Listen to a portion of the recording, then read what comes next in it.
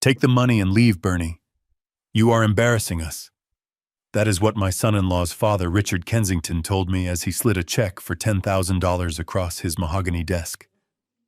He looked at my worn-out work boots and shook his head in disgust. He thought he was paying off a poor, retired mechanic to stay away from his wealthy family. He thought he was buying my silence and my absence because I was a stain on his perfect image.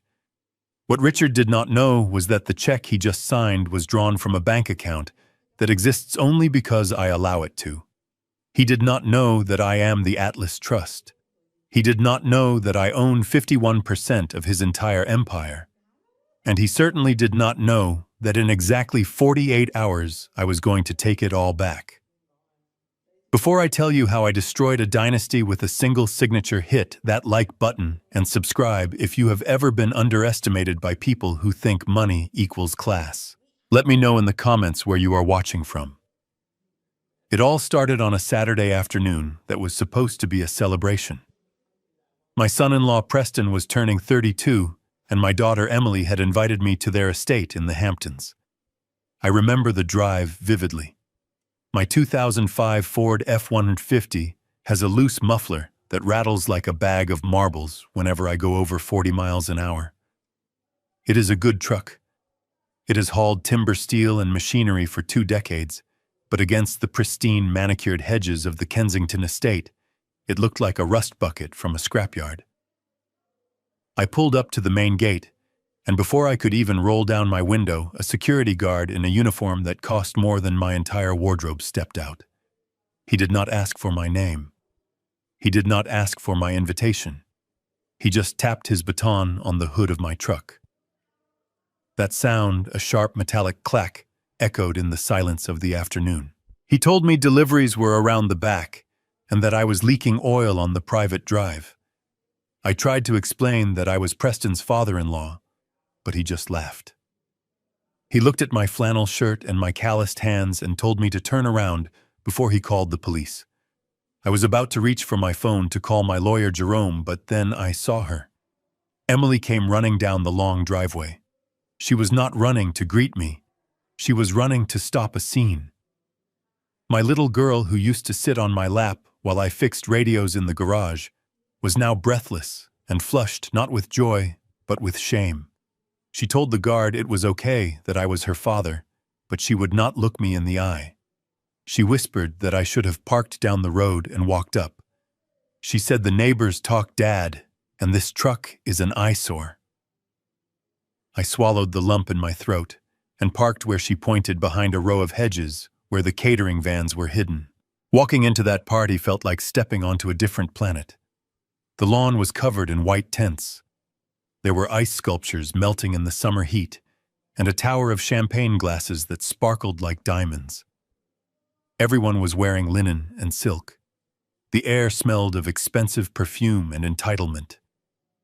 I smoothed down my shirt. It was clean and pressed, but the collar was frayed. I saw heads turn. I saw the whispers behind hands. I saw the way people created a small, empty circle around me, as if poverty was a contagious disease.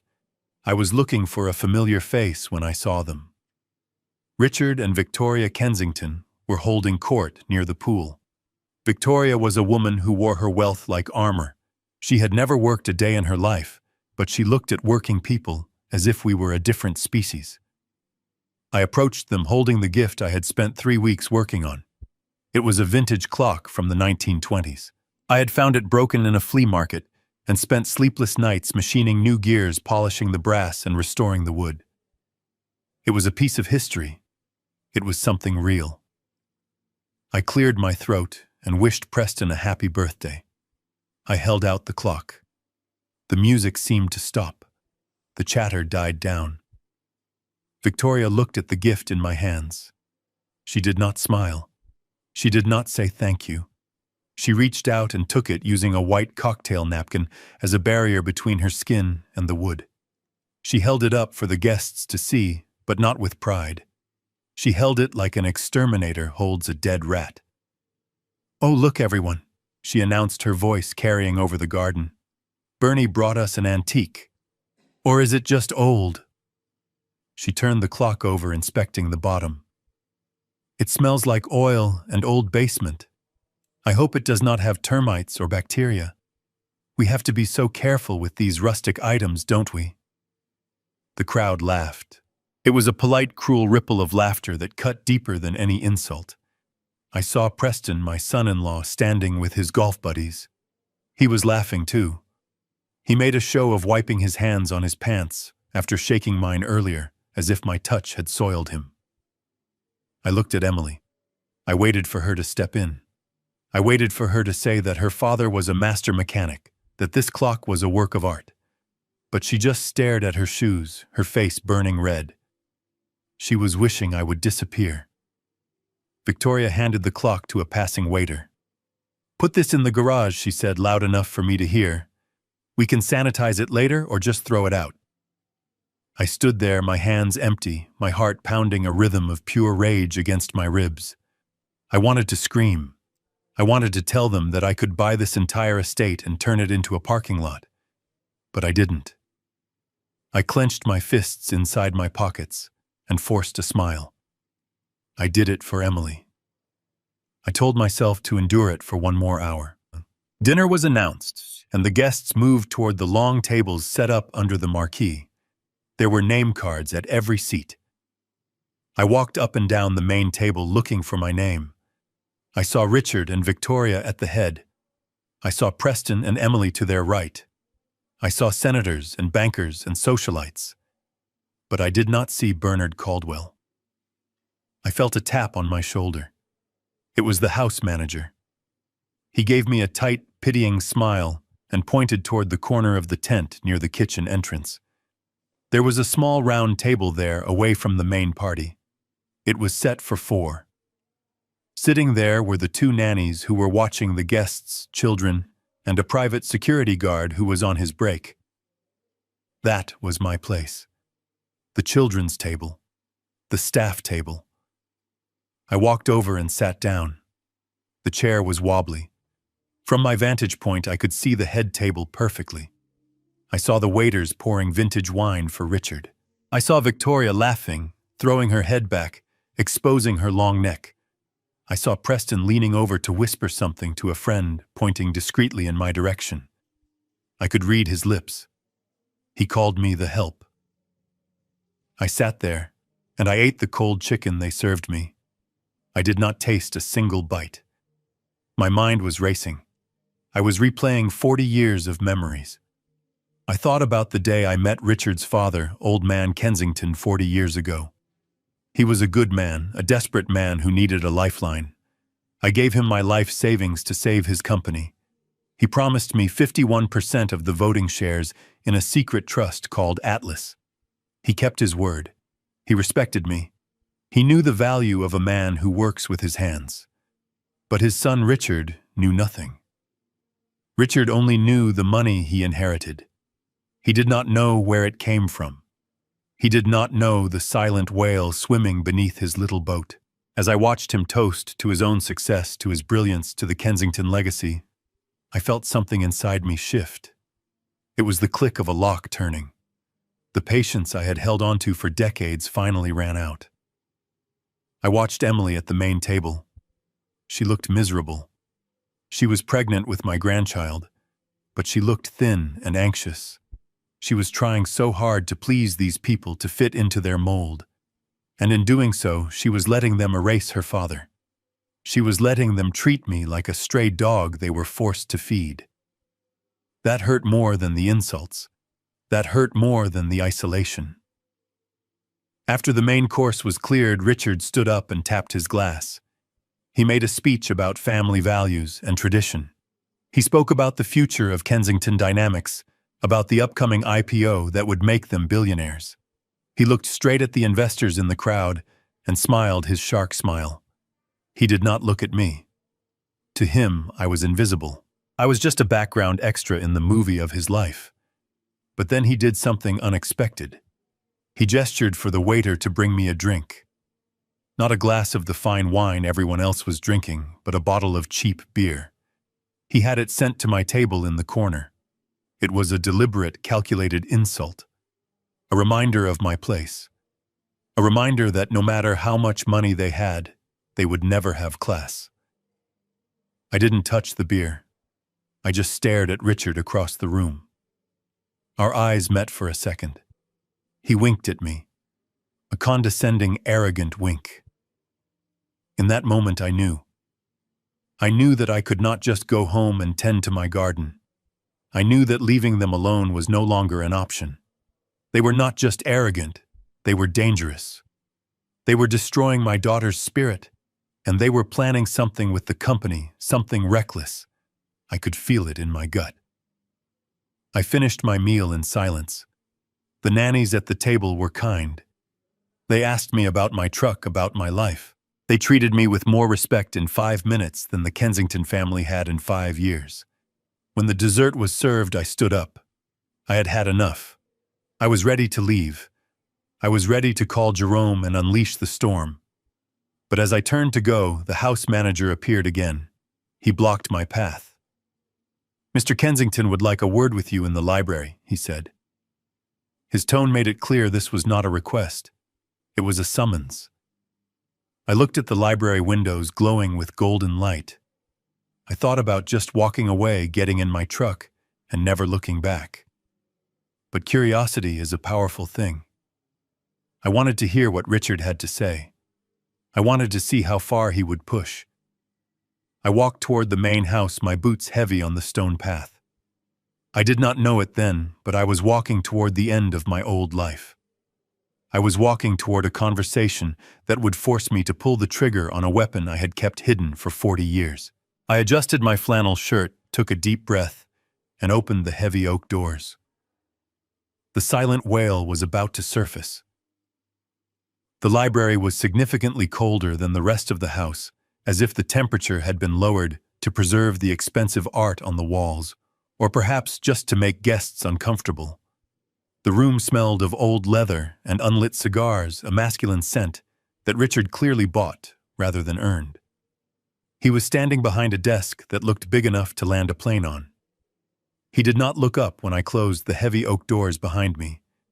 He was busy pouring an amber liquid into a crystal glass from a decanter that likely cost more than my monthly grocery bill. The sound of the ice clinking against the glass was the only noise in the room. I stood there waiting for an invitation to sit that never came. He took a long, slow sip of his scotch and finally deigned to look at me. His eyes were flat, void of any warmth. He gestured vaguely to the empty space in front of his desk, leaving me to stand like a naughty schoolboy called to the principal office. He did not offer me a drink. He did not offer me a chair.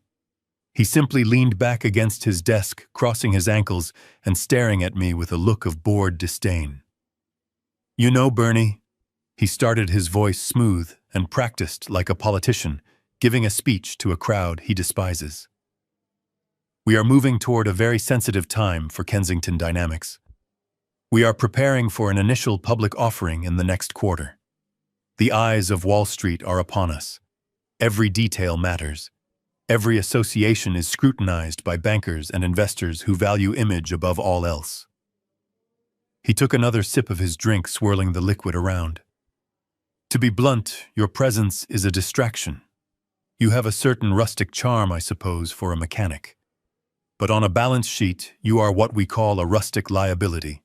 Investors want sophistication, Bernie. They want pedigree. They do not want a grandfather who looks like he just crawled out from under a pickup truck holding their future heir in photos. It sends the wrong message. It suggests a lack of refinement in the family bloodline."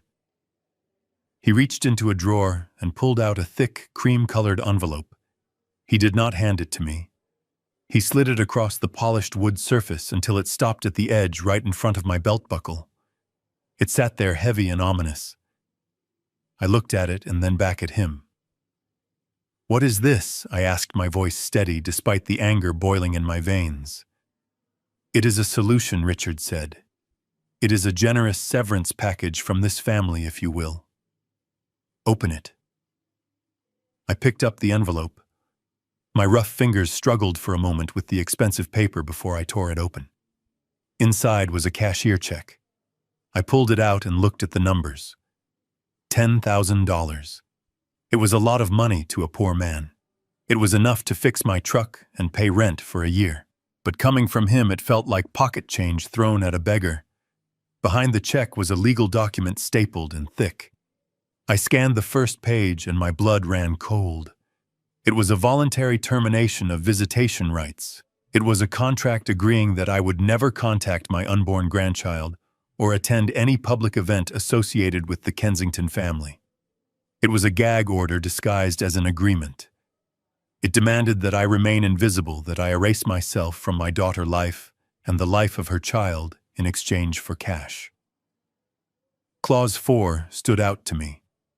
The undersigned agrees to maintain a distance of at least 500 yards from any Kensington property or corporate event to preserve the reputation and brand integrity of the family. I looked up at Richard. He was watching me expectantly, waiting for me to take the bait. "You think you can buy my grandchild?" I asked quietly. "It is not buying, Bernie," he corrected me with a smirk. "It is compensating you for your absence. We think it is best for the child to be raised in a consistent environment, an environment of success and high standards. We do not want the child confused by the disparity between our lifestyle and yours. Take the money, go on a long vacation, buy a new truck. Just go away." I felt a movement in the corner of the room. I had been so focused on Richard and the insulting document that I hadn't noticed her standing in the shadows by the bookshelves. Emily stepped forward, her face pale and streaked with dried tears. She looked smaller than I had ever seen her. Her shoulders were slumped, and she was wringing her hands nervously. She wouldn't meet my eyes. She looked at the floor, at the rug, at Richard, anywhere but at me. I held up the check, my hand trembling, not from fear, but from a rage so cold it burned. I looked at my daughter, the girl I had raised on my own after her mother died, the girl I had taught to ride a bike and balance a checkbook. "Emily," I said, my voice low and pleading, "is this what you want? Do you want to sell your father for $10,000? Do you want your child to never know who I am?" She flinched as if I had slapped her. She took a shuddering breath and finally looked at me, but her eyes were empty of the fire she used to have. "Take it, Dad," she whispered, her voice barely audible. "Please just take it. It is for the best. It is good for the baby. Preston and his parents think it will be less stressful this way. You know how you are. You do not fit in here. It is just too hard on everyone when you come around. Good for the baby. To not know its grandfather. To be raised by people who think love is a transaction." I looked at Richard, who was checking his watch as if this transaction was taking too long. He looked bored. He thought he had won. He thought he had crushed the little man with his wallet. I looked down at the check in my hand. $10,000. The price of my dignity. The price of my family. I slowly took the check in both hands. The sound of the paper tearing was sharp and loud in the quiet room. I ripped it down the middle. Then I ripped it again and again until it was nothing but confetti. I let the pieces flutter down onto his expensive Persian rug. Richard's eyes widened slightly, his composure cracking for just a second. He had not expected that. He had expected me to be grateful. But I did not tear the contract. I folded the legal document carefully and placed it into my shirt pocket next to my heart. I needed it. I needed the proof of their cruelty. I needed the evidence of exactly who they were. I looked Richard dead in the eye. "You worry about your stock price, Richard. You worry about the value of your company. You should. Because I am going to be watching it very closely. You think I am a rustic liability. You have no idea what a liability looks like yet. But you will." I turned to Emily. She was crying openly now, but she did not move toward me. She stayed on their side of the room. "Goodbye, Emily," I said. "I hope the money is warm enough to hold you at night, because that is all you have left." I turned my back on them, on the luxury, on the betrayal, and walked out of the library. I marched past the stunned guests in the garden, past the security guard who smirked at me and got into my old truck. As I drove away, the engine rattled and coughed, but I did not hear it. All I could hear was the sound of war drums beating in my heart. I pulled my phone from my pocket and dialed a number I had not called in years. "Jerome," I said when he answered. "Clear your schedule. We are going to audit Kensington Dynamics. I want to know exactly why Richard is so afraid of a poor old man." The drive back to my cabin was a blur of asphalt and heartache. My old truck rattled down the highway, but the noise couldn't drown out the sound of my daughter's voice pleading with me to take the money. That $10,000 check. It wasn't the insult of the amount that burned in my chest. It was the fact that Emily, the little girl I had carried on my shoulders, the teenager I had taught to drive in this very truck, had looked at me with pity and shame. She had chosen them. She had chosen the marble floors and the cold stares over the man who had dried her tears when her mother died. I pulled into the gravel driveway of my small wooden cabin. It sits on 4 acres of land surrounded by pine trees. To anyone driving by, it looks like the home of a man who has scraped by his entire life. The paint is peeling slightly on the porch railing. There is a stack of firewood by the door that I chopped myself. It is simple. It is quiet. It is the only place where I have ever felt like myself. But tonight, walking up those steps, I felt a strange heaviness. For 40 years I had worn this simplicity like a comfortable coat. I had hidden my true nature to protect myself to keep life genuine. But seeing how easily my own flesh and blood could discard me because of that simplicity made me question everything. I unlocked the front door and stepped into the darkness. The air smelled of cedar and old coffee. I didn't turn on the lights. I walked straight to the small bedroom at the back of the house. I pushed aside the heavy oak dresser that had belonged to my grandfather. It scraped loudly against the floorboards, a harsh sound in the quiet night. Beneath it lay a rug that hadn't been moved in years. I rolled it back, revealing the rough pine planks of the floor. There was one loose board, indistinguishable from the rest, unless you knew exactly where to press. I pried it up. Underneath, embedded in the foundation of the house, was a steel safe. It wasn't a modern digital box. It was a heavy fireproof behemoth from the 70s covered in a layer of gray dust. My hands were steady now. The trembling rage from the party had settled into a cold, hard resolve. I spun the dial. Right to 22. Left to 48. Right to 10. The tumblers clicked into place with a satisfying thud that echoed in the silence. I pulled the heavy handle, and the door swung open. Inside there were no stacks of cash. There were no gold bars or diamonds. There was just a thick leather-bound portfolio and a few yellowing envelopes. I pulled the portfolio out and carried it to the kitchen table. I turned on the single overhead lamp. The light was dim, casting long shadows across the room. I opened the leather cover. The first document on top was the original incorporation paper of the Atlas Trust, dated September 19, 1980. I ran my finger over the signatures. There was mine firm and clear. And there was Arthur Kensington's, Richard's father. I closed my eyes and let the memory wash over me. It was 44 years ago. Arthur wasn't a titan of industry then. He was a frantic young inventor working out of a rented garage in Queens, trying to build a new type of hydraulic system for industrial machinery. I was a mechanic back then, working double shifts, saving every penny, investing in patents that nobody else saw value in. I had met Arthur when his prototype failed, and he couldn't afford to fix it. I fixed it for free because I liked the way his mind worked. We had sat on crates in that greasy garage drinking cheap beer. Arthur was crying. He told me the bank was pulling his loan. He told me Kensington Dynamics was dead before it even started. He needed $200,000 to secure the manufacturing contract that would launch the company. To him, it was an impossible sum. To me, it was a risk, but a calculated one. I had the money. I had made a fortune in the late 70s on a lucky land deal that nobody knew about. I wrote him a check that night. I told him I didn't want a seat on the board. I didn't want my name on the building.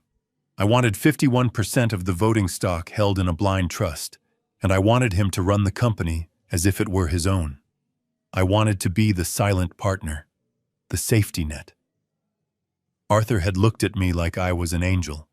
He swore he would never forget, and he didn't. Until the day he died, Arthur treated me like a king. But he respected my wish for anonymity. He never told Richard the truth.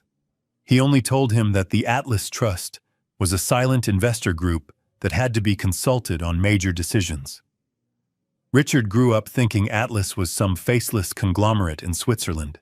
He never guessed that Atlas was the man fixing his bicycle in the driveway. I turned the page of the portfolio.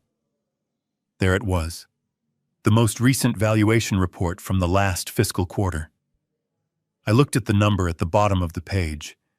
It was a number that would make Richard Kensington vomit the expensive scotch he had been drinking. $10,400,000,000. That was the current value of the assets held by the Atlas Trust. My assets. My money. The rustic liability that Richard wanted to erase from his family photo album held the power to buy and sell his entire existence 10 times over. I stared at the document for a long time. For years, I had let the dividends reinvest. I had lived off my pension and my small savings because I liked the quiet life. I didn't want the complications of wealth. I didn't want people to love me for my checkbook. But look where that had gotten me. My daughter loved the illusion of wealth more than the reality of her father. My son-in-law sneered at the hands that actually built the foundation of his luxury. I closed the portfolio. The snap of the leather sounded like a gunshot. I reached for the old rotary phone on the wall. I still kept a landline because cell service out here was spotty, but mostly because I liked the weight of the receiver. I dialed a number I knew by heart. It rang once, twice. Jerome Blackwood answered on the third ring. His voice was crisp alert, despite the late hour. Jerome was the only person on earth who knew the whole truth. He was my lawyer, my confidant, and the shark I kept in a very expensive tank in Manhattan. "Bernie," he said, "I wasn't expecting a call tonight. Is everything all right?" "No, Jerome," I said, my voice grating like gravel. "Everything is far from all right." There was a pause on the line. I could hear the rustle of papers, the shift in his tone from friend to attorney. "What happened? I went to the party," I told him. I told him about the security guard, the clock, the table in the corner, the envelope. I told him about Richard calling me a liability. I told him about Emily's silence. Jerome let out a low whistle. "They gave you a check for $10,000. That is rich. Even for Richard. So what are we doing? Bernie, you finally ready to cash out? Do you want me to liquidate the trust? We can have the shares on the market by Monday morning. We can crash the stock price before their IPO even hits the roadshow. You walk away with $10 billion and they walk away with a smoking crater." I looked at the documents on the table. Destroying them would be easy. It would be satisfying. But it wouldn't be enough. If I just sold everything, Richard would spin it. He would find a way to blame market forces. He would play the victim. And Emily. She would just see it as her father ruining her husband's future out of spite. She wouldn't understand the lesson. "No," I said. "That is too quick. That is too messy." Then what Jerome asked. "You want to buy them out? Force a hostile takeover, kick Richard out of the CEO chair and put someone else in?" I leaned back in my wooden chair, the wood creaking under my weight. "I want you to trigger the audit clause," I said. The line went silent for a second. "The Section 8 clause, Bernie, we haven't used that in 30 years. That gives the trust full access to every email, every receipt, every shadow account in the company. That is a declaration of war." "Exactly," I said. "Richard is desperate for this IPO. He is pushing too hard. He tried to buy me off with a contract to keep me away from the company. A man doesn't do that because he is embarrassed by his in-laws. A man does that because he is hiding something. He is afraid I'll see something I shouldn't. You think he is cooking the books? Jerome asked, his voice sharpening. I think a man who treats family like a transaction probably treats business the same way, I replied. I want to know why they are bleeding cash. I want to know why Preston is gambling at high-stakes tables when he supposedly works in acquisitions. I want to know everything, Jerome. I want you to dig until your shovel hits bedrock. Consider it done, Jerome said. I'll have the forensic accountants there by Tuesday morning. But Bernie, once we start this, the Kensingtons are going to panic. The IPO will be frozen. The stock will wobble. Richard is going to come for you. He thinks you are just a nuisance now. When the auditors show up representing the majority shareholder, he is going to think you are somehow involved, or he is going to try to crush whoever he thinks is behind it. Let him try, I said. He thinks he is fighting a ghost. He thinks the Atlas Trust is some board of directors in Geneva. Let him keep thinking that. I want to watch him sweat. I want to see what falls out of his pockets when we shake him upside down. I will draft the papers tonight, Jerome said. Get some sleep, Bernie. You sound tired. I am not tired, Jerome, I said, looking at the stock certificate one last time before closing the safe. I am just getting started. I hung up the phone and sat in the dim light of the kitchen. The silence of the cabin didn't feel lonely anymore. It felt like the calm before a storm. I looked at my reflection in the dark window. I didn't see the old mechanic in the flannel shirt. I saw the man who had bet on Arthur Kensington 40 years ago.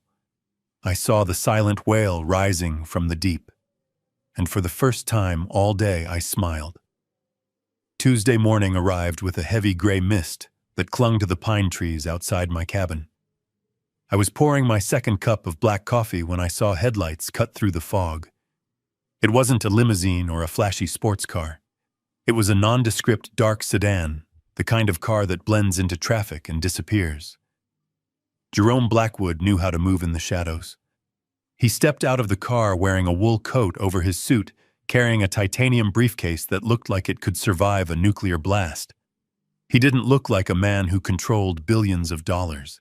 He looked like a tired accountant, which was exactly why he was the most dangerous shark in New York. He walked up the porch steps, and I opened the door before he could knock. We didn't exchange pleasantries. He just nodded and walked straight to my kitchen table, the same table where I ate my canned beans and read my newspapers. He set the briefcase down and opened it. Inside was a laptop that hummed to life instantly and a stack of printed documents that were still warm. Jerome took off his coat, rolled up his sleeves, and transformed from my old friend into the forensic auditor who had taken down hedge funds and corrupt senators. He turned the laptop screen toward me. The glow illuminated his silver hair and the deep lines etched around his eyes. "Bernie, look at this," he said, his voice low and tight. We triggered the Section 8 clause at midnight. The system let us in. It took my team 6 hours to bypass their firewalls and access the raw ledger. What we found isn't just bad management. It is criminal. I pulled my chair closer, squinting at the columns of numbers that danced across the screen. I know engines. I know how to listen to a piston and tell you if a valve is stuck. But looking at these spreadsheets felt like looking at an engine that was running on oil and prayer. There were red lines everywhere. Jerome pointed a manicured finger at a column labeled Q3 revenue. "See this number here?" Jerome asked. Richard reported $150 million in sales last quarter. He told the board and the potential IPO underwriters that demand is up 40%. But look at the shipping logs, Bernie. Look at the inventory. They didn't ship $150 million worth of product. They shipped maybe 30 million. I frowned, trying to understand the mechanics of the lie. How can they report sales if they didn't ship anything I asked? Booking fake revenue, Jerome explained with a grim smile. They are creating invoices for shell companies that don't exist. They record the sale to boost the numbers on paper so the stock valuation goes up. But no money is actually coming in. It is a ghost ship, Bernie. The company looks massive from the outside, but inside it is completely hollow. He typed a few keys and a new window popped up. It showed a complex web of wire transfers. This is where the money is supposed to be, he said, pointing to a series of accounts. But look where it actually goes. Cayman Islands, Panama, Luxembourg. They are moving what little cash they have into offshore accounts to hide the debt. They are borrowing money from one bank to pay the interest on a loan from another bank.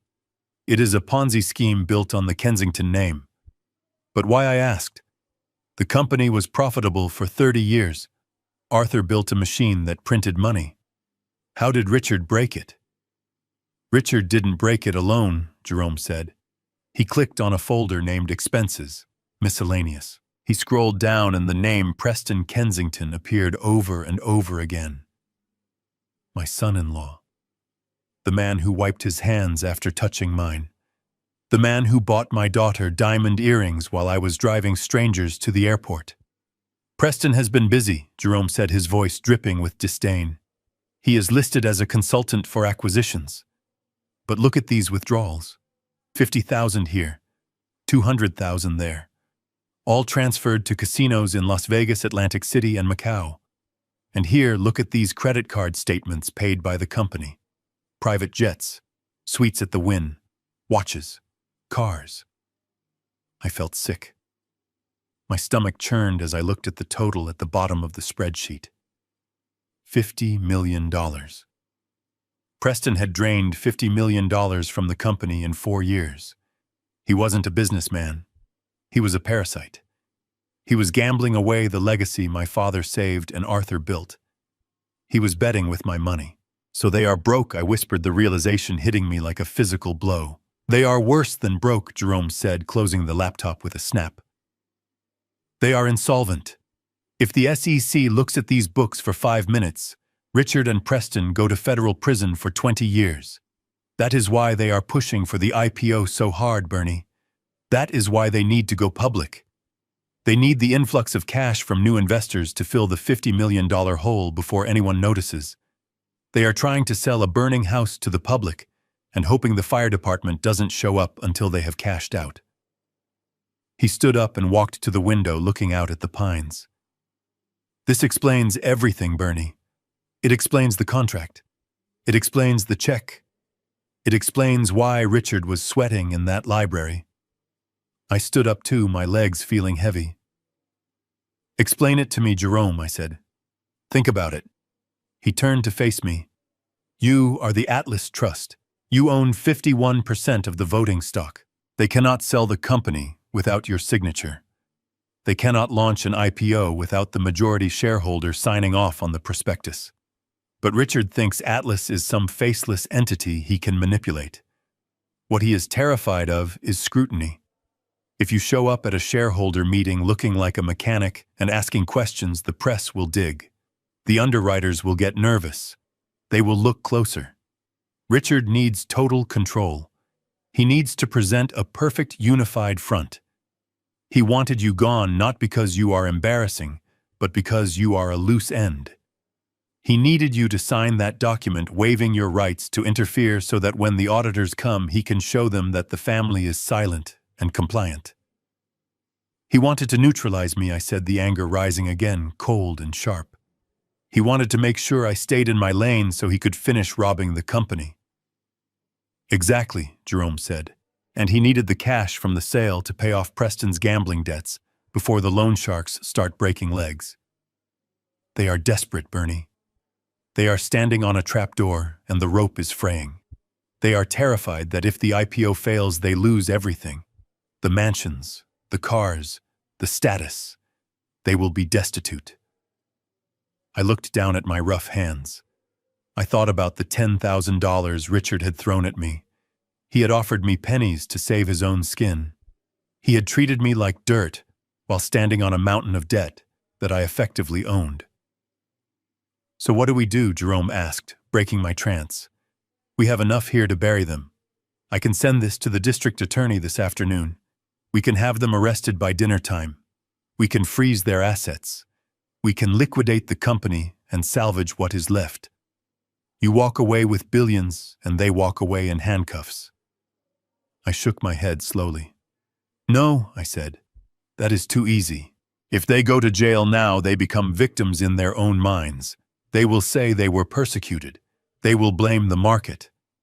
And Emily will hate me. She will see me as the monster who sent her husband to prison. She doesn't know the truth. She thinks they are gods. I walked over to the safe and looked down at the floorboards I had pried up the night before. I need them to reveal themselves, I said.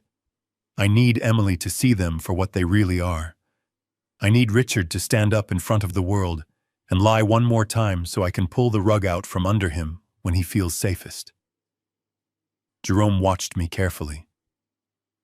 You want to play with them, he asked. I want to break them, I replied. But I want to do it on my terms.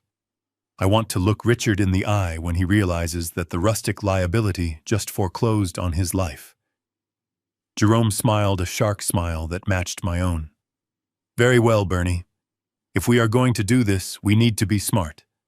We need to let them think they are winning. We need to let them think the Atlas Trust is asleep at the wheel. What is the next step, I asked. Jerome reached into his briefcase and pulled out a single sheet of paper. We leak a rumor, he said. We tell a few key people on Wall Street that the Atlas Trust is considering selling its position, that we are looking for a buyer. I nodded, understanding immediately. That will panic Richard. He will think he is about to lose control before the IPO. Exactly, Jerome said. He will try to rush the sale. He will try to bypass the regulations. He will make mistakes. And when he does, we will be there to catch him. But I need to get closer, I said. Reading reports isn't enough.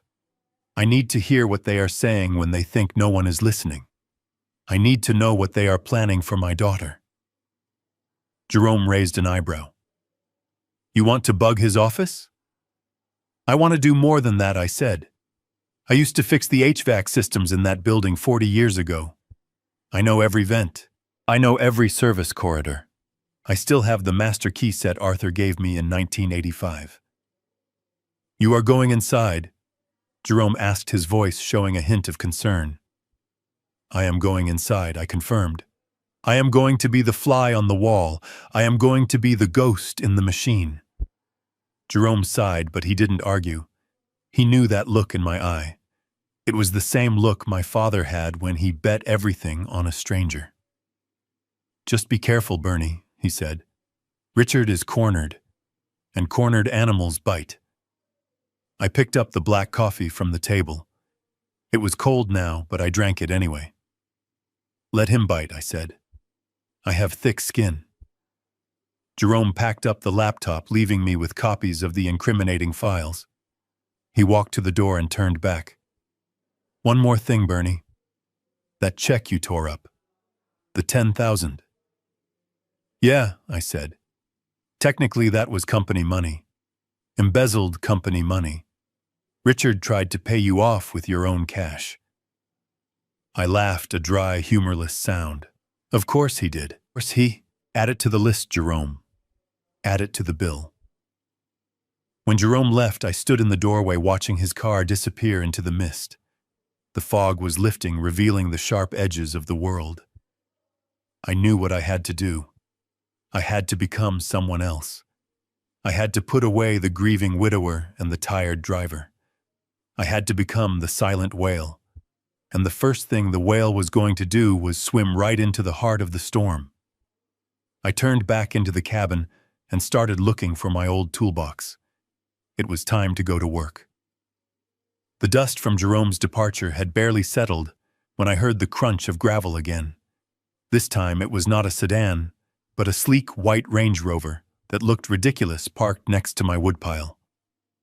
I watched from the window as my daughter Emily stepped out. She was not wearing the designer silk she had worn at the party. She was wearing a simple cotton dress and a cardigan that looked a little too big for her. Her hair was pulled back in a loose ponytail, and she carried a wicker basket covered with a checkered cloth. It was a scene straight out of my memories. It was exactly how she used to look when she came home from college on weekends, before the Kensingtons got their claws into her. I opened the door and she stood there on the porch, looking up at me with big, watery eyes. "Hi, Dad," she said, her voice trembling just enough to tug at my heartstrings. "I brought you something." She lifted the cloth to reveal a deep dish apple pie. It was still warm. The smell hit me instantly. Cinnamon, nutmeg, and tart apples. It was her mother's recipe. It was the smell of every birthday, every Thanksgiving, every apology in this house for 30 years. I let her in. I couldn't help it. She was my little girl, and she looked so tired. We sat at the kitchen table, the same table where I had plotted the destruction of her husband's family just hours before. She cut a slice for me and one for herself, but she didn't eat. She just pushed the crumbs around with her fork. "I am sorry about the party, Dad," she whispered, a single tear rolling down her cheek. "It was awful. Victoria can be so difficult. And Preston is just under so much pressure. You have no idea." I watched her carefully. I wanted to believe her. I wanted to believe that the girl who used to help me change the oil in the truck was still in there somewhere. "What kind of pressure, Emily?" I asked softly. She looked up, her eyes wide and pleading. "The IPO, Dad. It is everything to them. If it doesn't go well, they could lose the estate.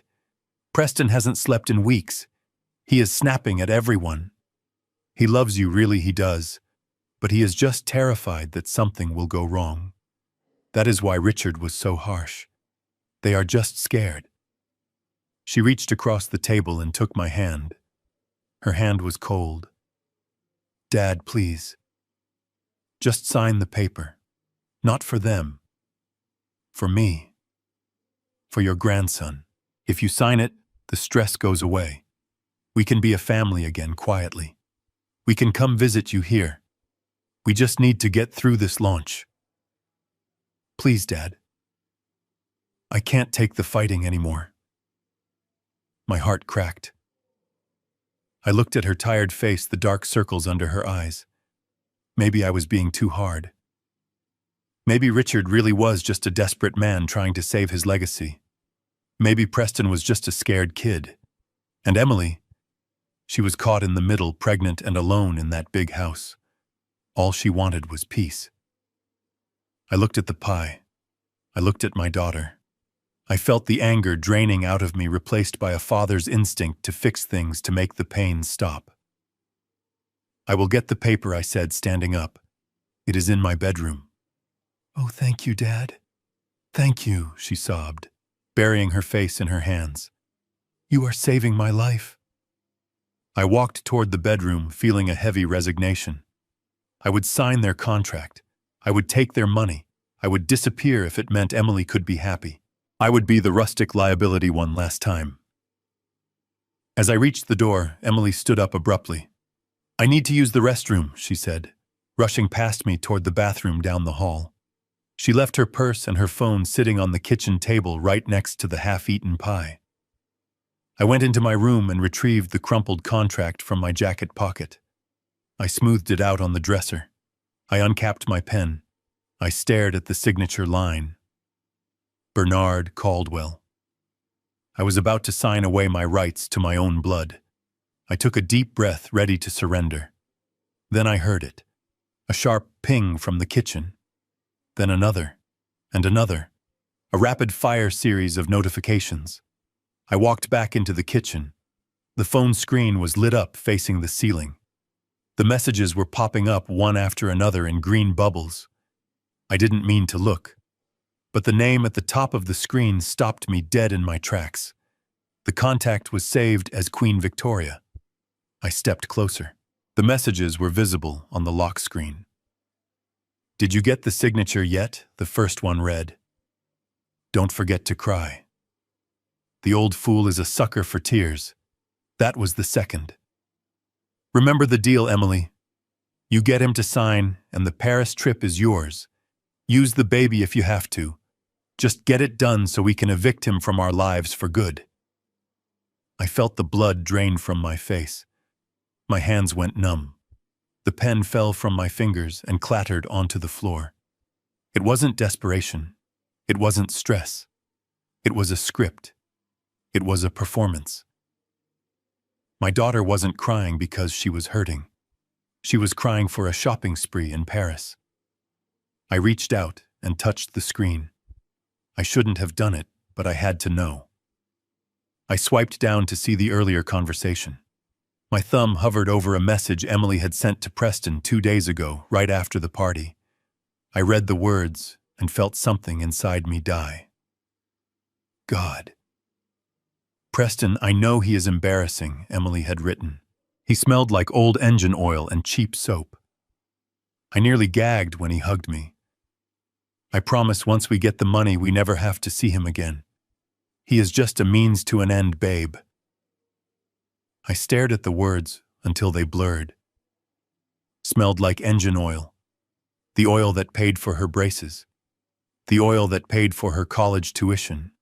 The oil that kept the heat on when winter hit. She didn't just hate my poverty. She hated me. She hated the very essence of who I was. I heard the toilet flush. I heard the tap running. I quickly put the phone back exactly where it was. I picked up the pen from the floor and put it in my pocket. I stood by the window, my back to the room, staring out at the gray sky. My heart was no longer beating. It was just a cold stone in my chest. The father who wanted to save his little girl was gone.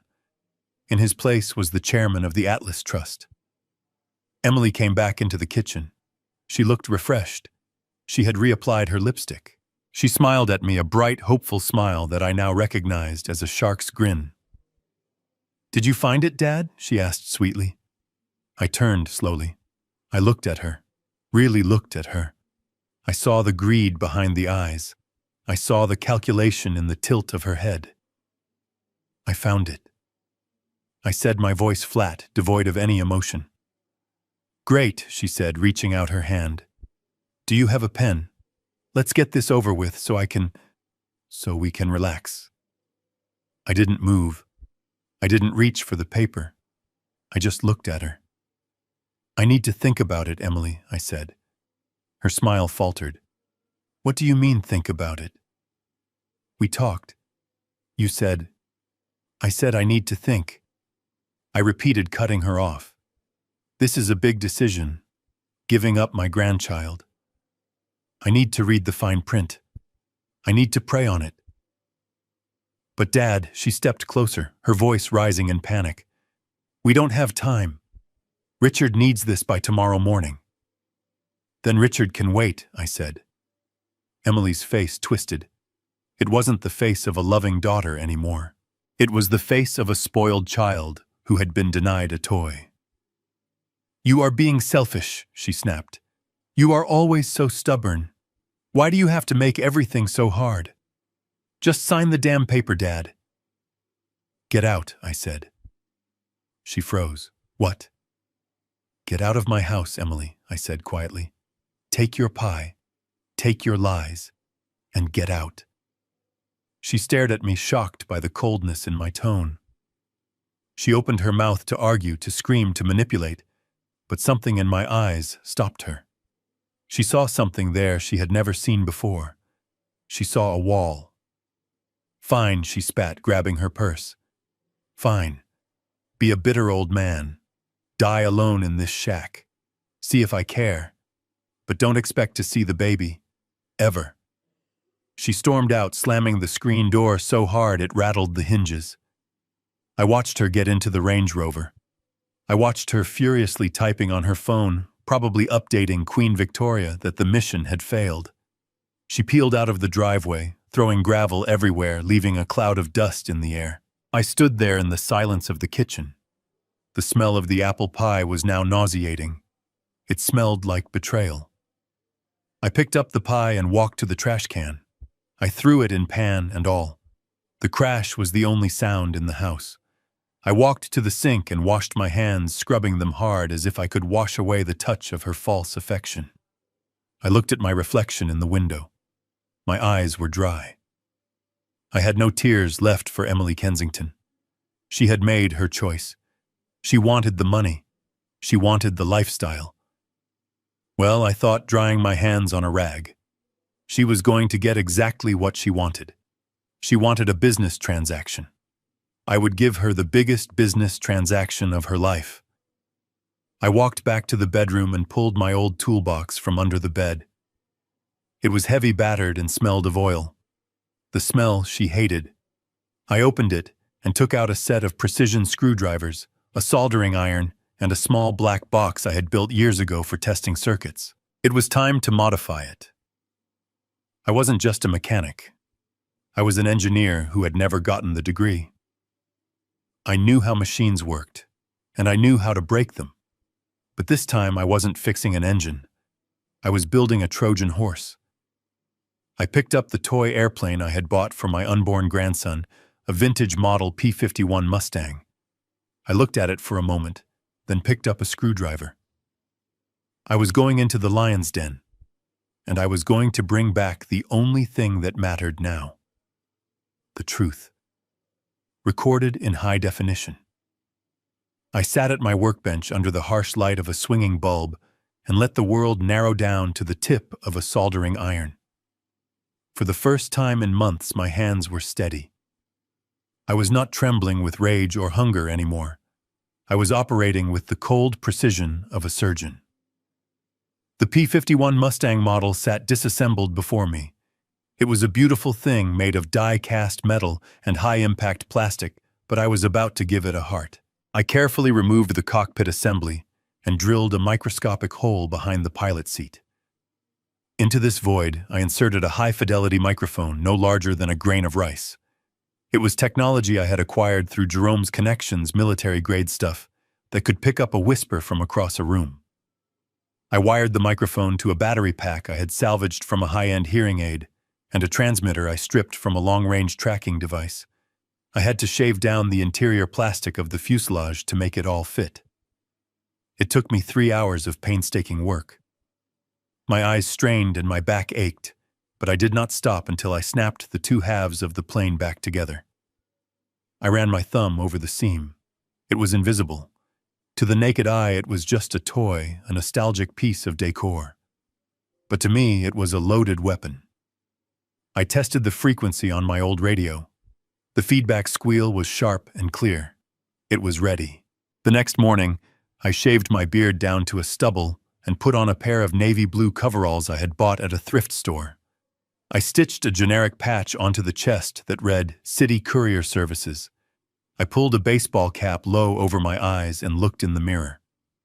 Bernard Caldwell, the millionaire investor, was gone. In his place was just another invisible service worker, the kind of man people look through without ever seeing. I picked up the clipboard I had prepared and the cardboard box containing the modified airplane. I was not going to the front door this time. I was going to the belly of the beast. I parked my truck 3 blocks away from the Kensington Dynamics headquarters. It was a glass tower that jutted out of the city skyline like a jagged tooth. I walked to the loading dock around the back. My heart was hammering against my ribs, but I forced my breathing to slow. I knew this building better than the architect who designed it. Back in '85, when Arthur was expanding, I had personally designed the redundant HVAC systems for the server rooms. I knew that the service elevator in Bay 4 had a bypass key switch that never got changed because the maintenance crew was too lazy to update the protocols. I knew that the freight corridor on the 30th floor ran directly behind the executive suites to allow for discrete equipment upgrades. I walked up to the loading dock security checkpoint. The guard was a young kid glued to his phone.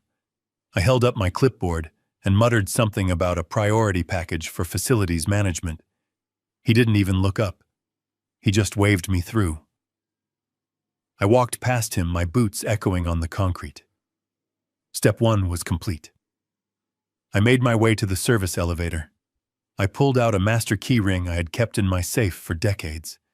It was a heavy brass key worn smooth by time. I slid it into the maintenance override slot. The doors slid open instantly. The ride up to the 30th floor felt like an eternity. I watched the floor numbers tick upward 18, 19, 20. My palms were sweating inside my work gloves. If Richard was in his office, this would all be for nothing. If I was caught, I would be arrested for trespassing and corporate espionage. The IPO would go through and my daughter would be lost forever. The elevator dinged and the doors opened. I stepped out into the plush, carpeted hallway of the executive wing. It was quiet. It was lunch hour. I had timed this perfectly. I kept my head down, walking with purpose. If you look like you know where you are going, nobody questions you. I turned the corner toward the CEO's office. That was when I saw him. The head of security, a man named Miller, who had been with the company since Arthur's days. He was walking toward me, talking into a radio. He wasn't a kid on a phone. He was a professional. He stopped 10 feet away from me, his eyes narrowing. "Hey you," he barked. "Hold up. Where is your badge?" I froze. I tightened my grip on the box. I forced myself to look confused, not scared. "Facilities," I grunted, pitching my voice lower. "Just dropping off a filter replacement for the AC unit in Suite 304. Miller stepped closer. He looked at my face. For a second, I thought he recognized me. I thought he saw the eyes of the man he had thrown out of the party. But then he looked at my coveralls. He looked at the grease under my fingernails.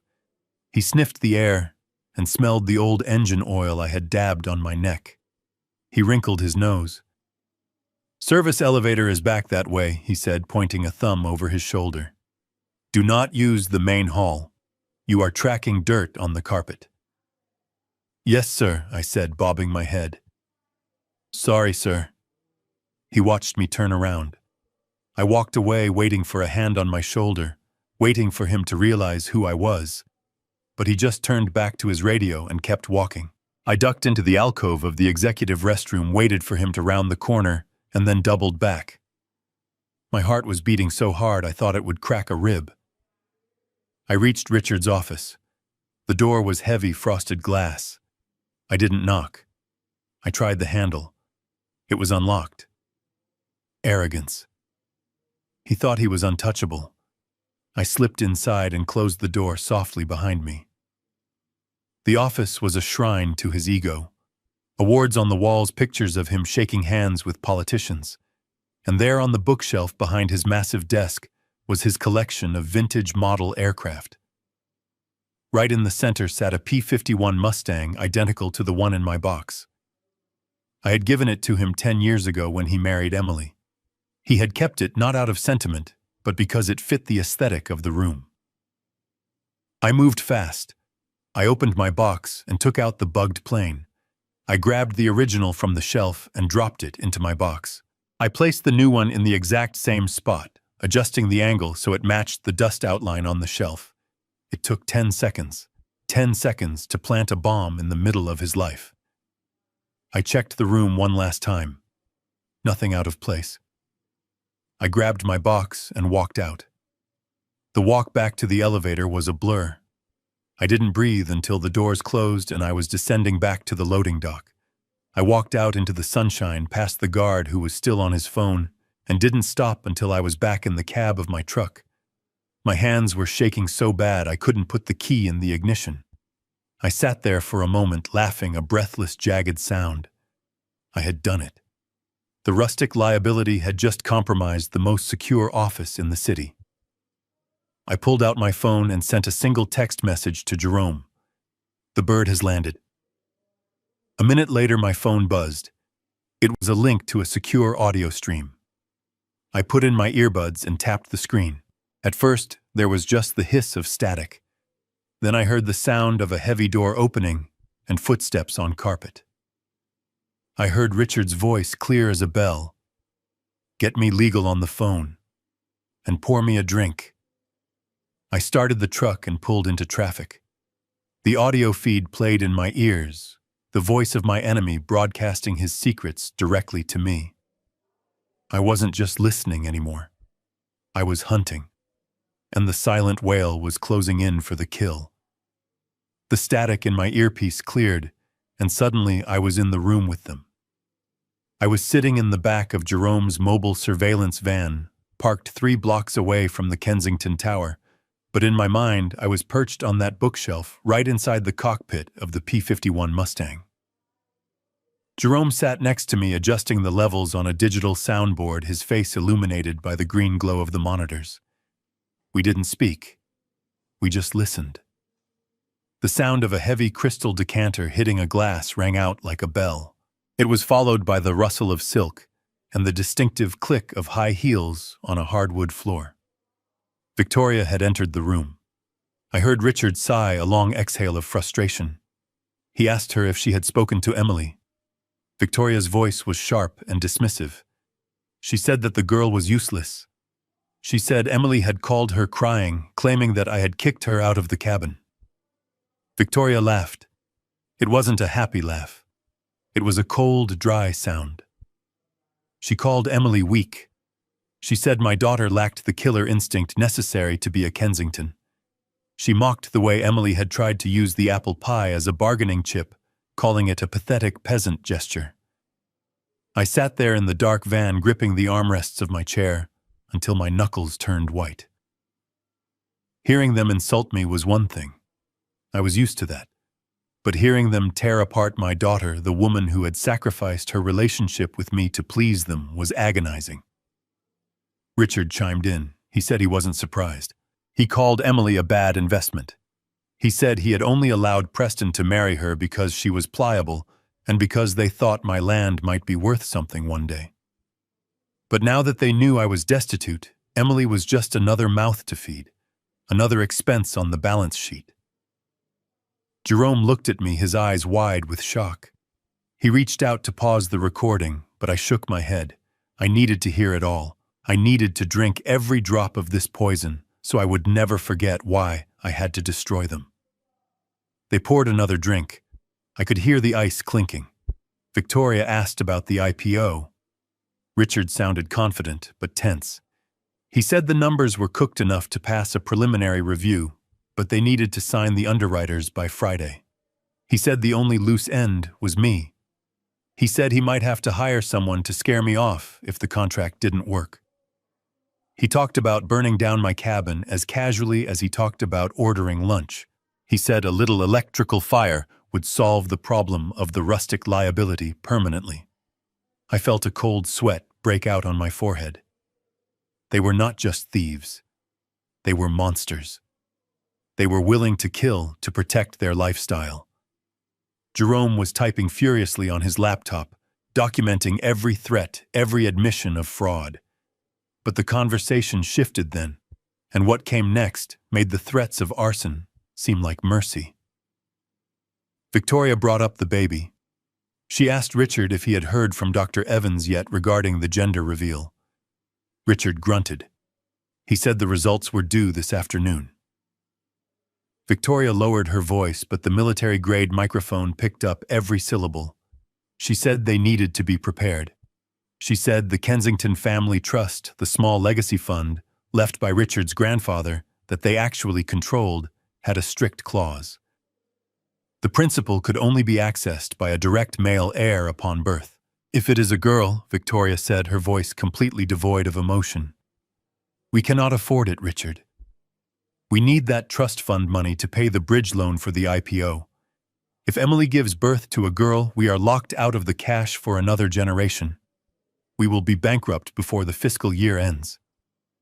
Richard asked what she proposed. He sounded tired, not horrified. Victoria didn't hesitate. She said Dr. Evans was on the payroll. She said if the test came back female, they would tell Emily there were complications, genetic markers, severe deformities, things that would make the child's life miserable. She said they would convince her that a therapeutic termination was the only humane option. They would pressure her. They would tell her she could try again later for a healthy boy. I stopped breathing. The air in the van felt suddenly thin. They were planning to kill my grandchild. They were planning to manipulate my daughter into an abortion she didn't want simply because the baby might be the wrong gender to unlock a bank account. They were going to murder an innocent life for cash flow. I looked at the monitor where the audio waveform was spiking with their voices. I visualized them in that plush office surrounded by awards and luxury plotting this atrocity. I thought about Emily alone and scared, trusting these people with her life and the life of her child. I thought about the little toy plane sitting on the shelf, watching them with its painted eyes. A sound ripped out of my throat. It wasn't a scream. It was a growl, a primal noise of pure fury. I slammed my fist onto the metal table of the van so hard that the equipment jumped. The pain in my hand was grounding. It was real. Jerome grabbed my shoulder. "Bernie," he said, his voice urgent.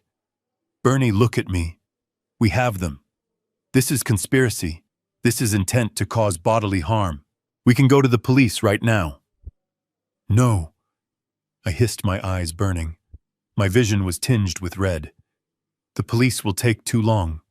They will get lawyers. They will spin it. They will say it was hypothetical. They will intimidate Emily. She is in that house with them right now, Jerome. She is sleeping under the same roof as these butchers." I stood up in the cramped space of the van. I felt like I was expanding, like the sheer force of my rage was making me 10 feet tall. "I am not going to call the police," I said. "I am going to end them. I am going to strip the flesh from their bones. I am going to leave them with nothing. No money, no reputation, no freedom." I looked at the screen again. Richard was laughing now, making a joke about how gullible Emily was, about how she would believe anything Preston told her. "You laugh, Richard," I whispered to the screen. "You laugh while you can. Because the silent whale is surfacing, and I am going to swallow you whole." I turned to Jerome. "Get the car ready," I said. "We aren't waiting for the IPO. We aren't waiting for the rumors to take effect. We are moving up the timeline." To when Jerome asked. "Tonight," I said. "They are having a gala tonight to calm the investors, right? A black-tie dinner at the plaza to show off their stability." "Yes," Jerome said. "It starts at 8. "Then we are going to a party," I said. I grabbed my coat. "And Jerome, I want you to prepare the speakers. I want this recording, this exact conversation, to be the soundtrack of their destruction." I stepped out of the van into the cool city air. The noise of the traffic sounded distant. All I could hear was the beating of my own heart and the voice of Victoria Kensington planning to kill my blood. I looked up at the glass tower reflecting the sunset. It looked like a tombstone. I adjusted my collar. The mechanic was dead. The ride-share driver was dead. The only man left was Bernard Caldwell, and he was coming for blood. Jerome sat in the dim light of the surveillance van with the glow of the laptop screen reflecting in his glasses. He was not typing furiously or sweating. He was calm like an executioner who knows the knot is tied correctly. He opened the secure server for the Atlas Trust, a digital fortress that Richard Kensington believed was run by a cabal of faceless Swiss bankers in Geneva. Jerome drafted a single email. The subject line was stark and simple. "Urgent notice regarding voting rights review." The body of the message was brief, but it carried the weight of a guillotine blade. It read, "To the CEO of Kensington Dynamics. The Board of Trustees has received concerning intelligence regarding the company's liquidity and recent ethical deviations. We are hereby suspending our automatic proxy vote, effective immediately. The Trust will exercise its voting rights directly at the upcoming shareholder meeting. We will be sending a representative to the gala tonight to inspect the books." Jerome hovered his finger over the enter key. He looked at me one last time, a silent question in his eyes, asking if I was truly ready to burn down the house my money had built. I nodded. He pressed the key. The email was sent. It traveled through the fiber optic cables of the city, invisible and silent, landing with a digital ping on the computer in the office 30 floors above us. We put our headphones back on and waited. It took exactly 3 minutes. First there was silence. Then we heard the sound of a glass shattering against a wall. Richard's voice exploded through the audio feed, shrill and unrecognizable. "What is this?" he screamed. "Who sent this? Get me the CFO on the line now." We heard the frantic tapping of a phone screen. "Who is the representative? Find out who controls Atlas. I want a name. I want a face. They cannot freeze the proxy now. The underwriters will walk if they smell even a whiff of instability." I watched the live stock ticker on Jerome's second monitor. The market is a living thing. It reacts to fear faster than thought. The rumor Jerome had planted earlier about a potential sell-off was already circulating in the back channels of Wall Street. Combined with the sudden chaotic activity radiating from the CEO's office, the stock began to twitch. It dipped 2 points, then 3. It wasn't a crash yet, but it was a tremor, a warning sign that the foundation was rotting. Richard was pacing. We could hear his heavy breathing through the microphone, his expensive leather shoes stomping on the carpet. He was yelling at his secretary, blaming her for the email, as if she controlled the internet. He was unraveling. He was a man who had built his entire life on the assumption that he was the smartest person in the room, and now he was realizing he was alone in the dark with something much bigger than him. Then we heard the door open again. Victoria entered. She didn't scream. She didn't throw things. Her voice was ice cold, cutting through Richard's panic like a scalpel. "Stop shouting, you fool," she hissed. "You are making us look weak. If the stock tanks Richard, we lose the estate. We lose the summer house. We lose my standing in the foundation. Fix this." Richard stammered, trying to explain the email, but Victoria cut him off. She had a plan, a desperate, reckless plan, born of pure self-preservation. "Move the timeline up," she commanded. "Forget next week. Make the gala tonight, the signing event. Get the investors in the ballroom, get them drunk on vintage champagne, and lock them into binding commitments before the market opens tomorrow. Make them sign while the music is playing and the lights are dim. We lock them in before they see the news, before this representative shows up." It was a Hail Mary pass. It was fraud on a massive scale, trapping investors into a sinking ship. But Richard agreed instantly. I heard him making the calls, his voice shifting from panic to that smooth, practiced charm. He lied to the bankers. He lied to the partners. He told them the gala was going to be a historic celebration, a night of exclusive opportunities. He was spinning a web of gold to hide the rot. I took off the headphones. I had heard enough. I knew the time and the place. I looked at Jerome. "Drop me off at 5th Avenue, I said. Jerome looked at my grease-stained coveralls and my stubble. "You going shopping?" he asked with a dry smile. "I am going to war," I replied, "and I need a uniform." The van dropped me off in front of a small, unassuming storefront tucked between 2 massive designer boutiques. DeMarco's tailor shop. It was a place that smelled of chalk and steam and wool. I hadn't stepped foot inside for 40 years, not since I bought the suit for my wedding to Emily's mother. I walked in, the bell above the door chiming softly.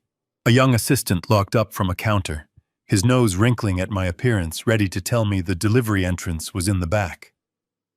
But then an old man stepped out from the curtain in the rear. He was bent with age, holding a measuring tape like a rosary. He squinted at me through thick glasses. "Mr. Caldwell," he rasped, his voice dusty with memory. "It has been a lifetime." I told him I needed a suit. Not just any suit. I needed armor. I needed to look like a man who could buy the city block. I needed to look like the authority that Richard Kensington pretended to be. The old tailor nodded, understanding the gravity of the request without asking a single question. He pulled down a bolt of midnight blue fabric Italian wool with a thread count that felt like water against the skin. He measured me in silence, his hands moving with a speed that defied his age. He adjusted a bespoke piece he had in the back, working the fabric, pinning and tucking, transforming the cloth to fit my frame perfectly. After the fitting, I went to the barber shop next door. I sat in the leather chair and closed my eyes as the hot towel was wrapped around my face, steaming away the grime of the courier job, steaming away the years of neglect. I felt the scrape of the straight razor against my throat, sharp and precise. I felt the weight of the beard falling away. The barber trimmed my hair, styling it back with a classic dignity that I hadn't bothered with since I was a young man. When the chair spun around, I opened my eyes and looked in the mirror. For a moment, I didn't recognize the man staring back. The stooped shoulders of the rideshare driver were gone, replaced by a straight spine. The tired eyes of the grieving widower were gone, replaced by a gaze of cold, hard steel. I stood up and dressed in the new suit. It fit like a second skin. The white shirt was crisp and starched. The silk tie was a deep crimson. I slipped on the new shoes, polished to a mirror shine. I looked at my hands. They were still calloused, still the hands of a mechanic. But now those calluses didn't look like signs of poverty. They looked like signs of strength.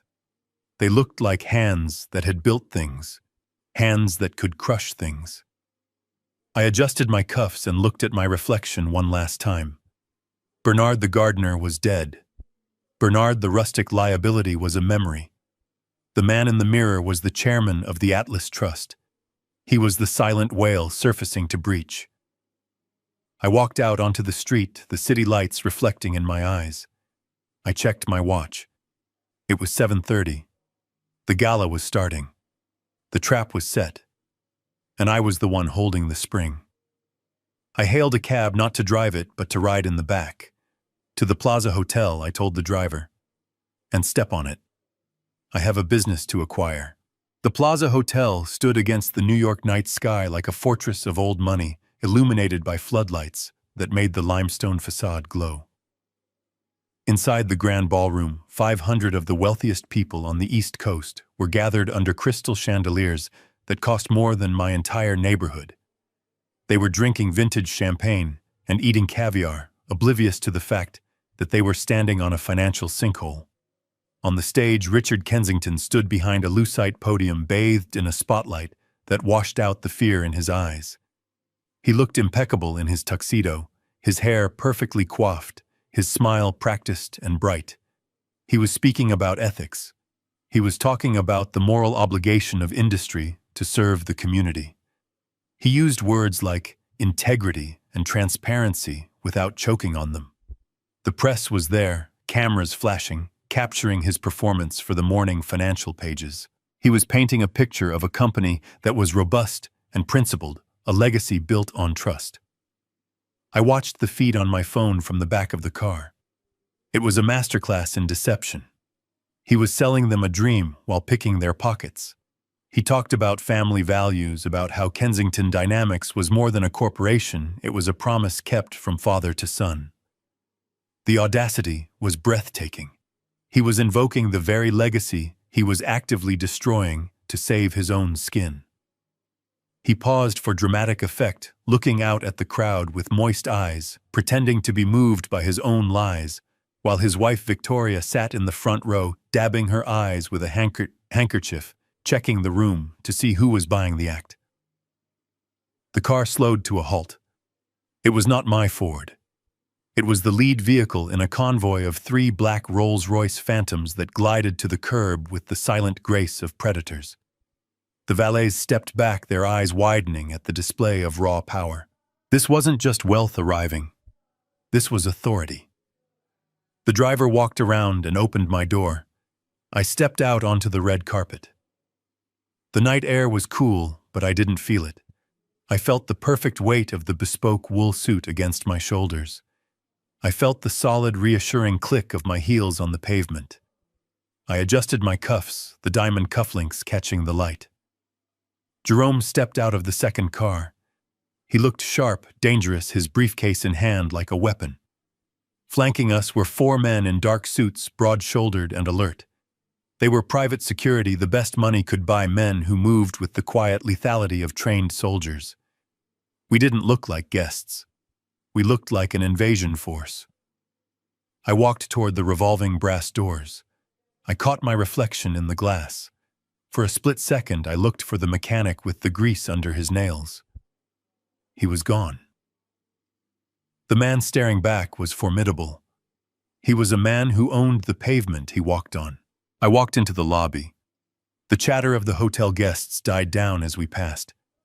It was the kind of silence that commands respect, the kind of silence that usually surrounded Richard. Now it belonged to me.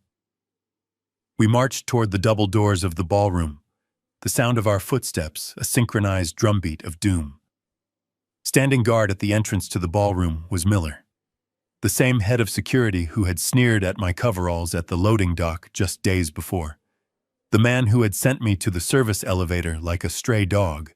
He stood with his arms crossed, looking bored and imposing, checking invitations with a heavy-lidded disdain. He saw us approaching, and his posture stiffened. He didn't recognize me at first. He saw the suits, the bodyguards, the aura of power. But then he looked closer. He looked at my eyes. I saw the flicker of confusion in his face, the nagging sense of familiarity. He stepped forward, holding up a hand to stop us. "Excuse me, sir," he said, his voice professional but firm. "This is a private gala. Invitation only." He didn't know who I was, but he knew I wasn't on his list. He was trying to do his job, trying to protect the lie inside. I didn't stop, I didn't slow down. I walked right up to him until I was looking down into his eyes. "Do you not recognize me, Miller?" I asked, my voice low and gravelly. "I delivered a package to you recently." His eyes widened. The memory clicked. The mechanic. The grease, the smell of oil. He took a step back, his face draining of color. "You," he stammered. "You can't be here. You need to leave immediately, or I will call the police." He reached for his radio, his hand trembling. He was about to make a scene, about to try and throw me out again. Jerome stepped in between us. He didn't raise his voice. He didn't shout. He simply reached into his breast pocket and pulled out a card. It wasn't a paper invitation. It was a heavy rectangle of solid gold, laser-etched, with the Kensington crest and the words, "Atlas Trust Founding Member." He held it up to Miller's face. The light caught the gold blindingly. Miller froze. He knew what that card meant. It was a myth in the company, a legend. The card that outranked the CEO. The card that meant you didn't just attend the party, you owned the building. Miller looked from the card to me and back to the card. His arrogance evaporated, leaving only fear. He swallowed hard, his Adam's apple bobbing. He lowered his hand from his radio. He stepped aside, his head bowing almost involuntarily. "I am sorry, sir," he whispered, his voice shaking. "I didn't know. Please proceed." The bodyguards pushed past him, opening the heavy double doors of the ballroom. The sound of applause from inside washed over us. Richard was finishing his speech, basking in the adoration of the crowd.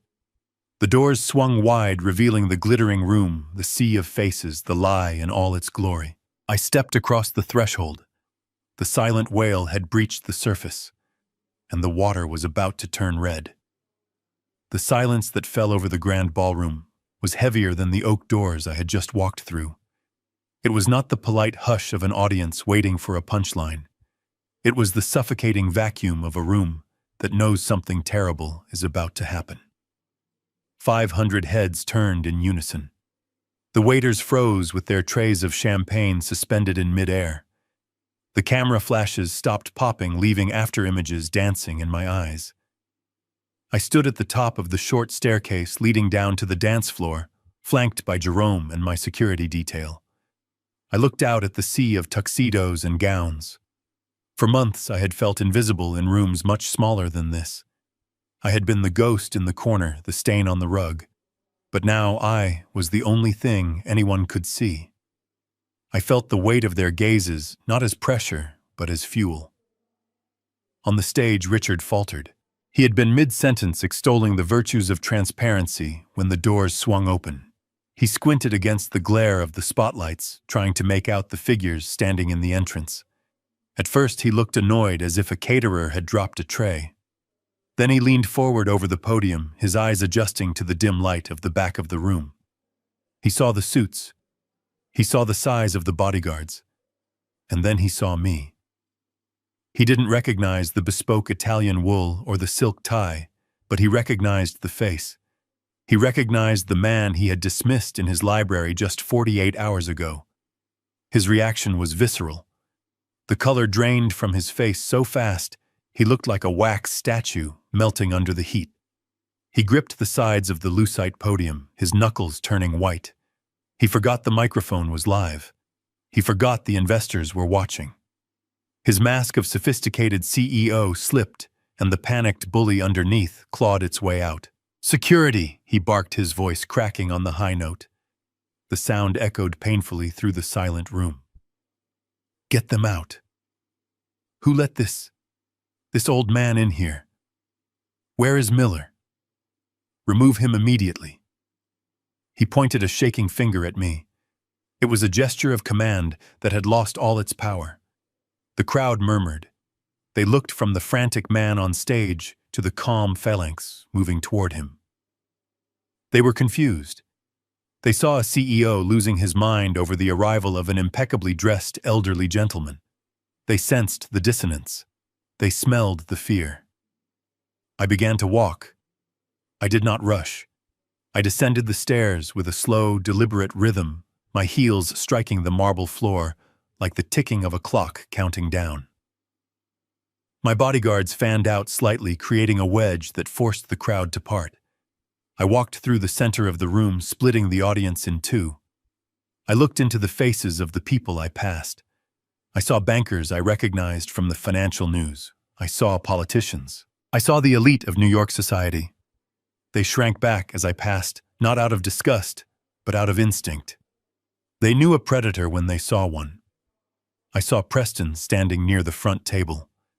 He was holding a glass of scotch halfway to his mouth, frozen. His eyes were wide, his mouth hanging slightly open. He looked at my suit. He looked at the way the light caught the fabric. He looked at the confidence in my stride. He realized in that second that the man he had mocked, the man whose boots he had laughed at, was wearing a suit that cost more than his car. He took a step back, bumping into a waiter, sending a tray of empty glasses crashing to the floor. The sound was like a gunshot, but I didn't flinch. I didn't even look at him. He wasn't worth my attention anymore. I kept my eyes locked on Richard. He was shouting now, his voice rising in hysteria. "Why is nobody moving? Security! Get this gardener off my floor. He is trespassing. He is crazy." Gardener. The word hung in the air. It was the last insult he had left, the only weapon he knew how to use. He was trying to reduce me to my function, to my class. He was trying to make me small again. But the room wasn't buying it. You don't bring 4 armed bodyguards and a corporate attorney to a gala if you are just a gardener. I reached the foot of the stage. The stairs leading up to the podium were right there. Richard abandoned the podium and rushed to the edge of the stage, looking down at me wild-eyed. "Do not take another step, Bernie," he hissed away from the mic, but loud enough for the front row to hear. "I will ruin you. I will have you arrested. I will burn that cabin to the ground with you inside it." I stopped. I looked up at him. I let a small, cold smile touch my lips. "Burn it," I said quietly. "I have better insurance than you do." I climbed the stairs. 1, 2, 3. Richard backed away, stumbling over his own feet. He looked around for help, for his allies, for his security, but he found himself alone on an island of light. He realized with dawning horror that no one was coming to save him. I walked to the center of the stage. I stood behind the podium he had just vacated. I placed my hands on the cool plastic. I looked out at the 500 faces staring up at me. I took a deep breath, inhaling the scent of expensive perfume and fear. I leaned into the microphone. "Good evening, everyone," I said. My voice boomed through the hall, deep and steady, resonating from the speakers in every corner of the room. "I apologize for the interruption. My name is Bernard Caldwell. The name meant nothing to most of them. A few eyebrows went up. A few whispers started. But Richard let out a sound that was half sob, half gasp. I turned to look at him. He was cowering near the curtain. I looked back at the audience. You do not know me, I continued. You have never seen my face in the financial journals. You have never seen me ring the opening bell. For 40 years I have been content to remain in the shadows. I have been content to watch. I paused, letting the silence stretch. But recent events have compelled me to step into the light. You are all here because you believe in the future of Kensington Dynamics. You are here because this man, I pointed a finger at Richard without looking at him, has told you that this company is a legacy of integrity. He has told you that it is a sound investment. I gripped the sides of the podium. But a company is only as sound as its ownership, and there seems to be some confusion about who actually owns the chair Richard is sitting on. Richard lunged. It was a desperate, pathetic move. He tried to grab the microphone to cut the sound. "You are lying!" he screamed. "Shut up! Shut up, you old fool!" My bodyguards moved instantly, but I held up a hand, stopping them. I didn't need them. I turned to Richard and caught his wrist as he reached for me. My grip was iron-forged by 50 years of turning wrenches and bending steel. He gasped in pain, his eyes bulging. I held him there, suspended in his own weakness. I am not the one lying. "Richard," I said into the mic, my voice dropping to a dangerous growl. "I am the one who paid for the suit you are wearing. I am the one who paid for the champagne you are drinking. And I am the one who is about to fire you." I shoved him back. He stumbled and fell, sitting hard on the stage floor. He looked up at me, completely broken. "Jerome," I said. "Show them." Jerome was standing by the audio-visual booth at the side of the stage. He tapped a single key on his laptop. The massive LED screen behind me, which had been displaying the Kensington Dynamics logo, flickered. The image changed. It wasn't a slide deck. It wasn't a marketing video. It was a high-resolution scan of a legal document dated 1980. The header was bold and clear. Atlas Trust, Certificate of Ownership. Beneath that, in black and white, was the breakdown of shares. Class A voting stock, 51%. And beneath that, the name of the sole beneficiary, Bernard Caldwell. The room gasped. It was a collective intake of breath that sucked the air out of the ballroom. People were squinting at the screen, whispering, pointing. But Jerome wasn't done. The image changed again. This time, it was a current bank statement for the trust, verified and time-stamped. The total assets were highlighted in red. $10.4 billion. The number hung above my head like a neon sign. 10 billion. It was a number that commanded silence. It was a number that turned a gardener into a god. I watched the realization ripple through the crowd. The bankers did the math instantly. If I owned 51% and the trust was worth 10 billion, then I wasn't just a shareholder. I was the company. I was Kensington Dynamics. I looked down at the front row. Victoria Kensington was sitting there, frozen in her chair. Her face was a mask of pure, unadulterated horror. She was looking at the screen, and then at me, and then back at the screen. Her brain was trying to reconcile the image of the rustic liability with the reality of the titan standing before her. She had spent years mocking me, belittling me, treating me like a disease.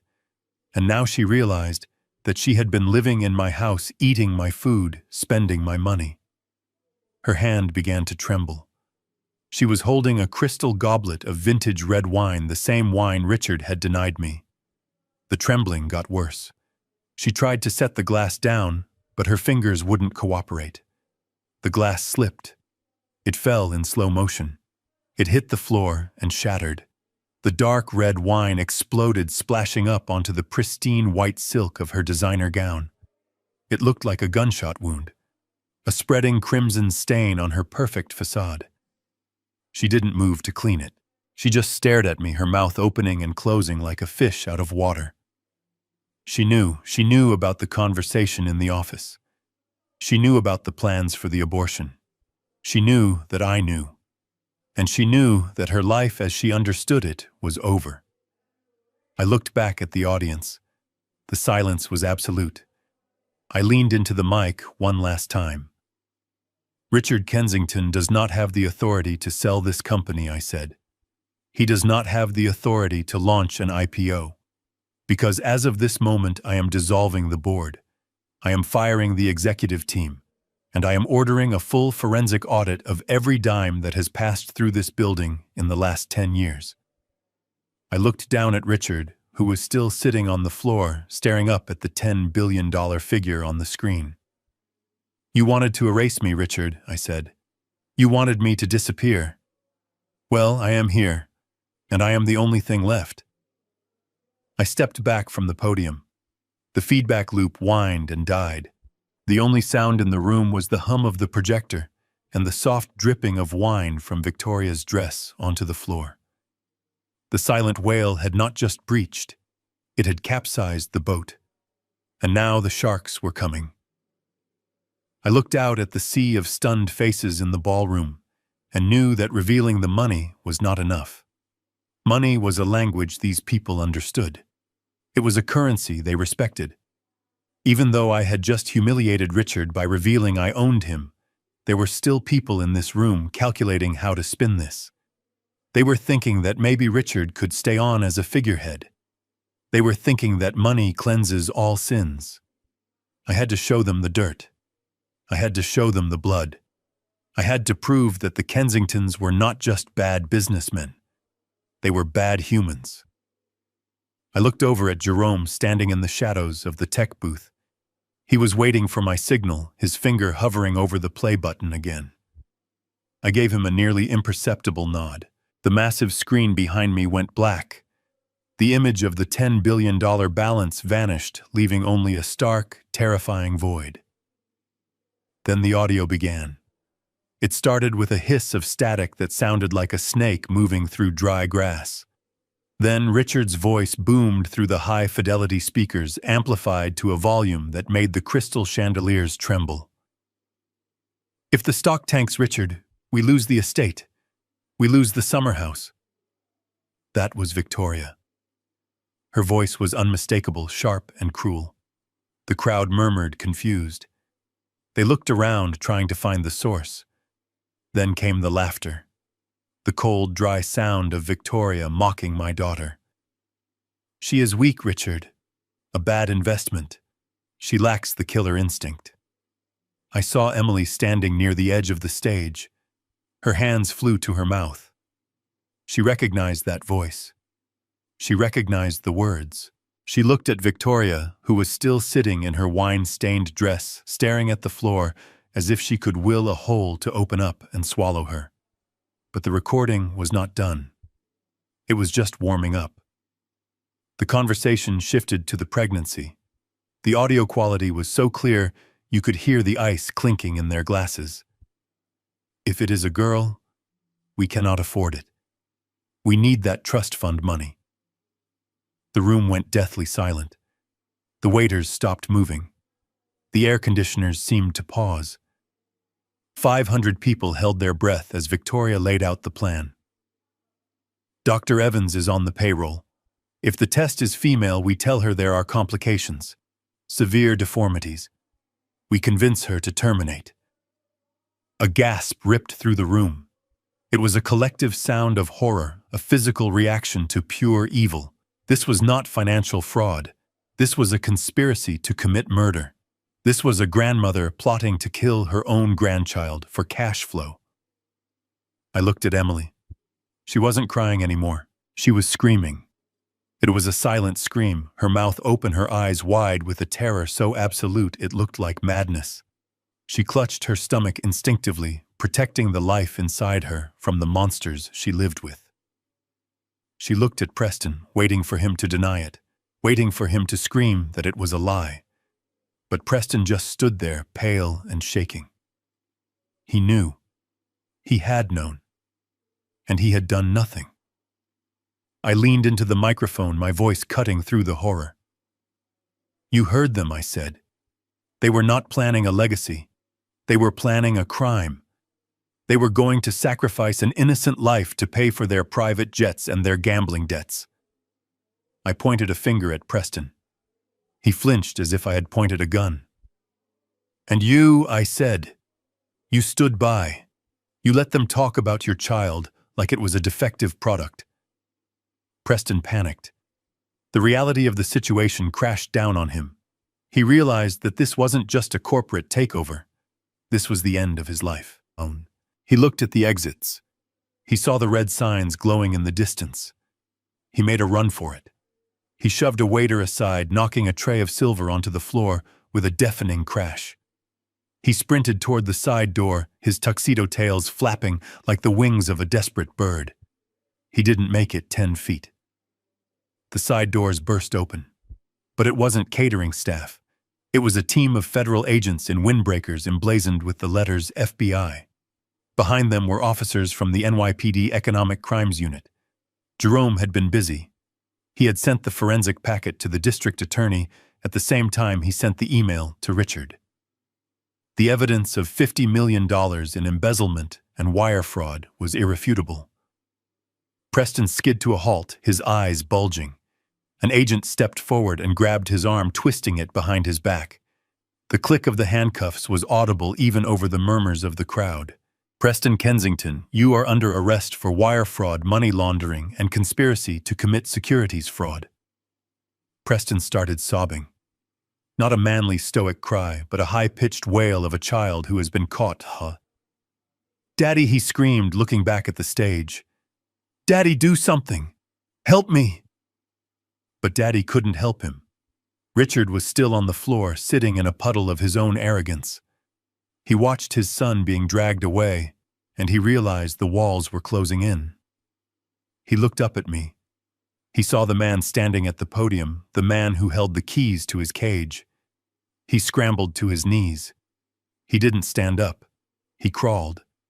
He crawled toward me across the stage floor, his expensive pants dragging on the wood. He reached out a hand toward my shoe. Bernie, he croaked, his voice broken and wet. Bernie, please. We can fix this. You have made your point. You have the power. We understand. I looked down at him. He looked small. He looked pathetic. This was the man who had sneered at my boots. This was the man who had tried to buy my grandchild. We are family, Bernie. He pleaded, tears streaming down his face, mixing with the sweat on his upper lip. Think about Emily. Think about the baby. You cannot send us to prison. You cannot destroy the family. We are all you have. The audacity was breathtaking. He was using the very family he had planned to mutilate as a shield. He was appealing to a bond he had spent years trying to sever. I stepped back, moving my foot away from his grasp, as if he were something contagious. Family, I asked, my voice echoing through the silent ballroom. You call this family? I gestured to the screen behind me where the audio file was still paused on the waveform of his wife planning an abortion. You tried to erase me, Richard, I said. You tried to buy me off with $10,000 of my own stolen money. You called me a rustic liability. You said I was a stain. I leaned down close to his face so he could see the fire in my eyes. Do I look like a liability now, Richard? I whispered. Or do I look like the foreclosure? Richard sobbed, his head dropping to his chest. He knew. It was over. I stood up straight and addressed the room. I addressed the board members who were huddled in the back, terrified of being implicated. As the majority shareholder of the Atlas Trust and the sole owner of Kensington Dynamics, I am exercising my executive privilege effective immediately. I pointed at Richard. Richard Kensington is terminated for cause. He is stripped of all titles and authority. I pointed at Victoria, who was watching the police approach her with a look of vacant shock. Victoria Kensington is removed from the board of the charitable foundation and banned from all company premises. I looked at the agents who were now moving onto the stage. The audit revealed $50 million in stolen funds, I said. Since the Kensingtons do not have the liquidity to repay this debt, I am seizing their assets to cover the loss. I looked down at Richard again. The estate in the Hamptons, I said. The penthouse in Manhattan. The cars. The art collection. The jewelry. It is all collateral, and I am calling in the loan. Richard let out a wail of despair. No, he screamed. Not the house. My father built that house. Your father built it, I said, cold as ice.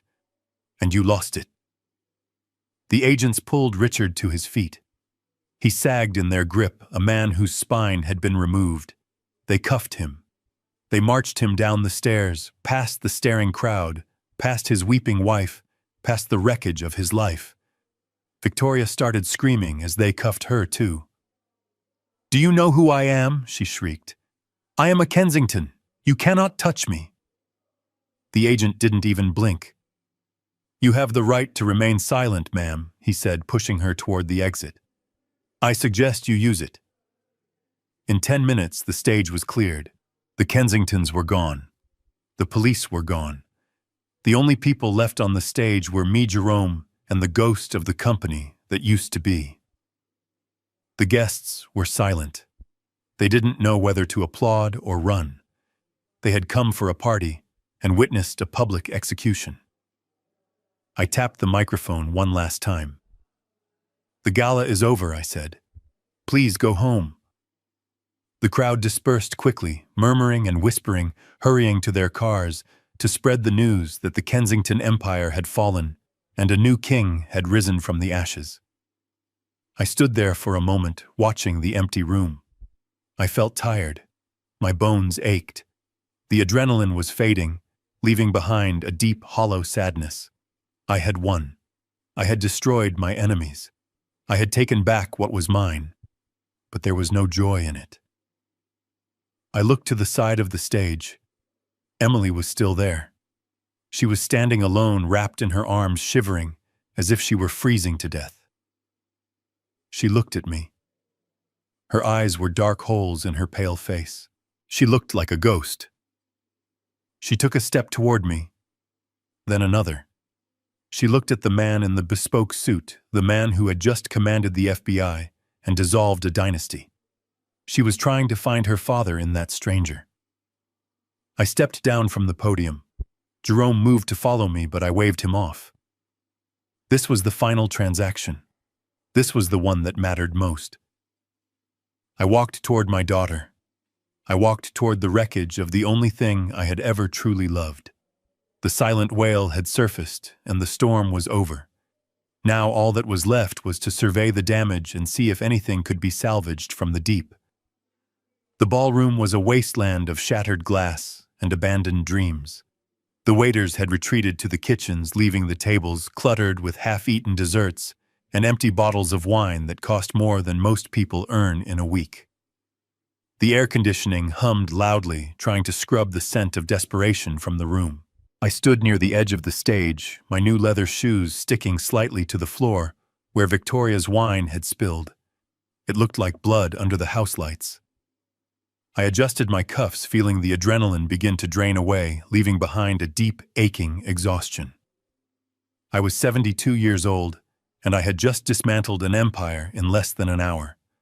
The only sound left in the room was weeping. It wasn't the polite, stifled crying of the socialites who had fled earlier. It was a raw, ugly sound. Emily was still standing where I had left her, but her legs finally gave out. She collapsed onto the marble floor, her designer dress pooling around her like a wilting flower. She looked up at me, her makeup smeared across her cheeks, her eyes red and swollen. She looked like a child who had lost her parents in a crowd. She scrambled toward me on her hands and knees, ignoring the glass shards that snagged the fabric of her skirt. She wrapped her arms around my legs, burying her face in the expensive wool of my trousers. "Daddy," she wailed, her voice muffled and wet. "Daddy, please." I didn't know. I swear I didn't know what they were planning. They lied to me. Preston told me everything was fine. Victoria told me the trust fund was just a formality. I am a victim here too. Please don't leave me. I have nowhere to go. They are going to take everything. I looked down at the top of her head. I remembered braiding her hair when she was 6 years old, sitting on the back porch of the cabin. I remembered how she used to look at me with total trust, as if I could fix anything in the world with my toolbox. But that little girl was gone. She had been replaced by a woman who texted her husband that her father smelled like engine oil. A woman who had stood silently in a library while her father was handed a check to disappear. I didn't kick her away. I didn't yell. I reached down and firmly grasped her wrists. My hands, the hands of a mechanic, were still stronger than hers. I peeled her fingers off my leg one by one. She tried to hold on, gripping the fabric, desperate for an anchor, but I was relentless. I broke her hold and took a step back, putting a definitive distance between us. "Stand up, Emily," I said. My voice was not loud, but it was hard. It had the weight of iron. "Stand up and look at me." She struggled to her feet, swaying slightly. She looked at me, searching my face for the softness that had always been there. She was looking for the dad who forgave everything. The dad who was a safety net. But that dad had died the moment I read her text messages. I did not know she sobbed again, wringing her hands. I was just trying to be a good wife. "Stop it," I said, cutting through her excuses. "Just stop. Do not lie to me anymore. Not tonight. Not ever again." I took a step closer, forcing her to meet my gaze. "You knew, Emily. Maybe you didn't know about the offshore accounts. Maybe you didn't know the exact dollar amount Preston was gambling away. But you knew who they were. You watched them treat people like garbage for years. You watched them treat me like garbage. And you didn't just watch. You joined in." She opened her mouth to protest, but I raised a hand to silence her. "I saw the texts, Emily. I saw what you wrote to Preston. You said I smelled like oil. You said you almost gagged when I hugged you. You said I was just a means to an end." Her face went white. The blood drained out of her so fast she looked like a corpse.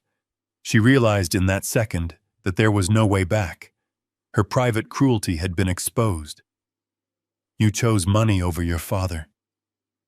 I continued, my voice shaking slightly with the pain of the truth. "You chose the appearance of wealth over the reality of love. You wanted the mansion. You wanted the status. You wanted to be a Kensington so badly that you were willing to let them erase me. You were willing to let them buy your child." "That is not true," she whispered, but there was no conviction in it. "It is true," I said. "And now the bill is due. You wanted to live in a world where money is the only thing that matters.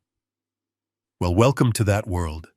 In this world, when you make a bad investment, you lose. And you, Emily, made a terrible investment. You bet against your own blood." She looked around the empty ballroom, as if searching for an exit or a savior. But there was no one.